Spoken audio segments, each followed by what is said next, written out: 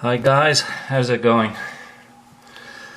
Alright, for my regular viewers, yes, I still got the damn thing, and if you ever go to a gun shop and see what you can get on Part X and even a new one, they'll give you like 50 bucks. So I still have it.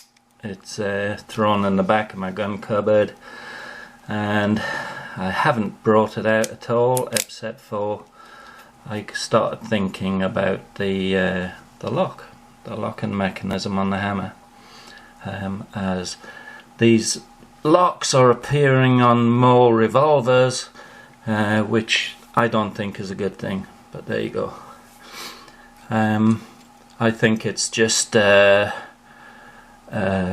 political thing, and they're working these locks in slowly, and before you know it, I think they'll be on every firearm and it'll be mandatory, unless gun owners stop buying guns with these stupid locks on them.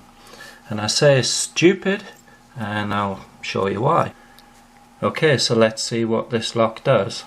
So with the lock unlocked, which is in the position it is now, when it's unlocked, it's flush with the hammer, and the gun is, you can operate the gun as normal.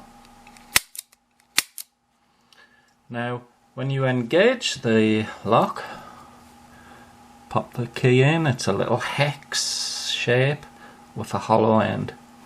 Just pop that key in there and turn it clockwise, and you'll see it raises. It's raised slightly, so you know it's now locked. And as it's locked, you can't pull the hammer back, you can't pull the trigger.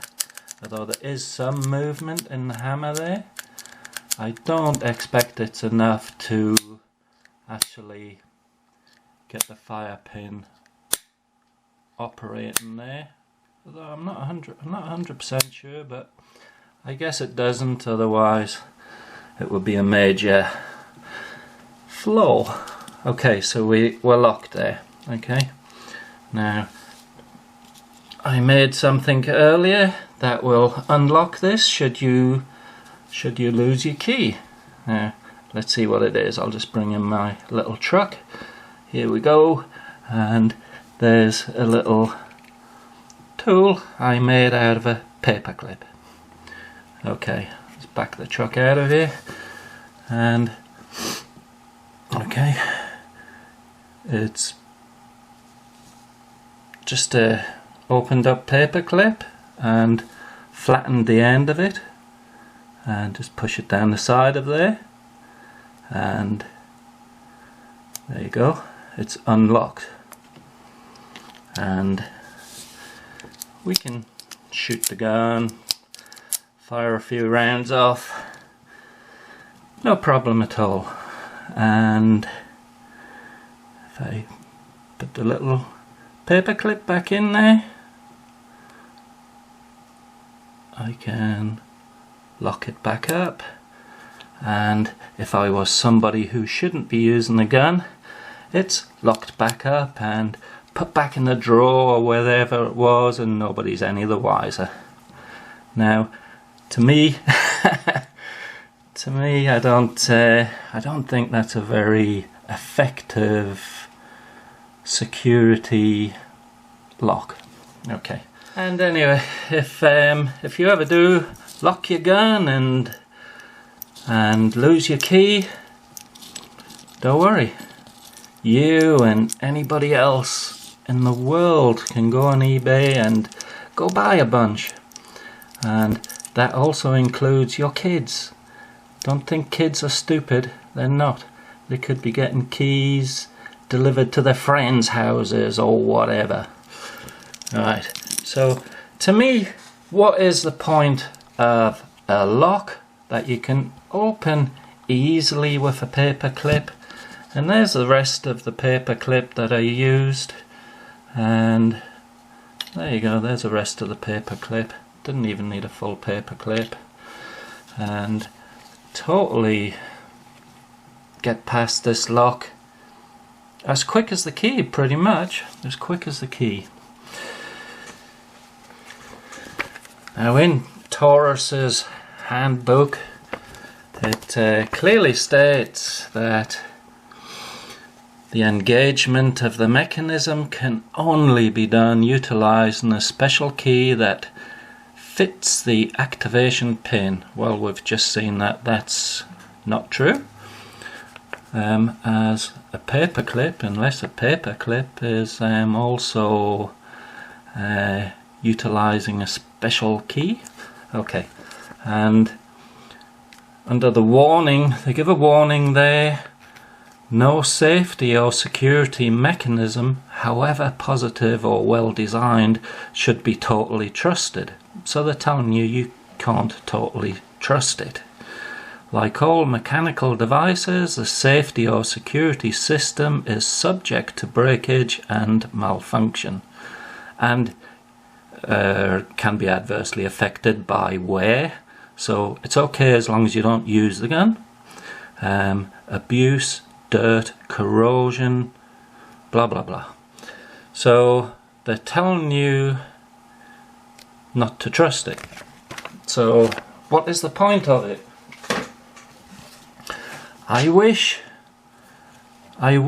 Taurus and Smith & Wesson and anybody else that's utilizing these locks, please just don't bother.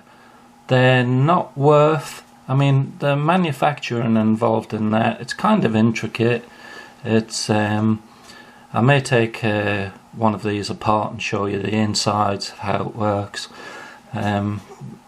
I may do that sometime in the future.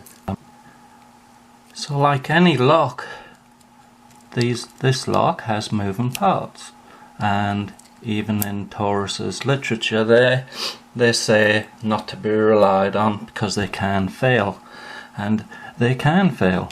And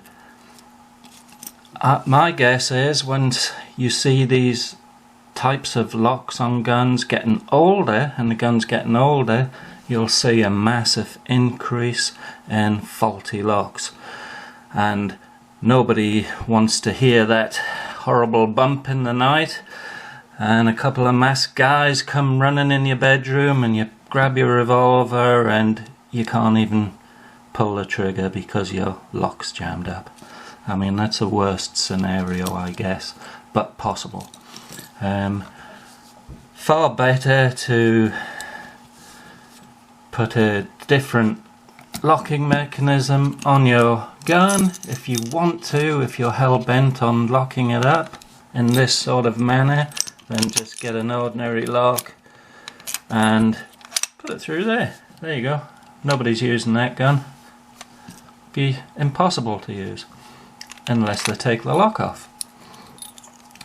And better still, I mean, the main reason behind all of this is to keep a firearm out of use from unauthorized personnel, and that's mainly kids. We're mainly talking about kids.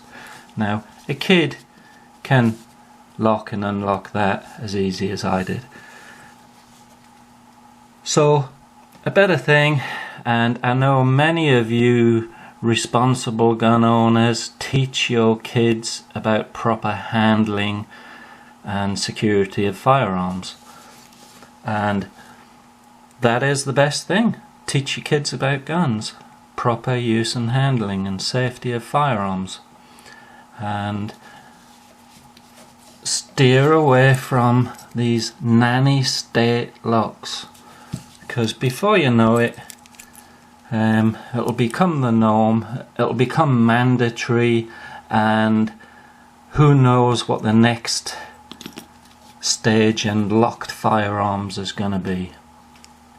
Who knows? So we got to steer away from that, and we're all adults who own these things, so it's up to us to secure them and make sure they don't get into the hands of our children, and teach our children responsible firearms safety. Just my opinion. Thanks for watching. catch you later, guys.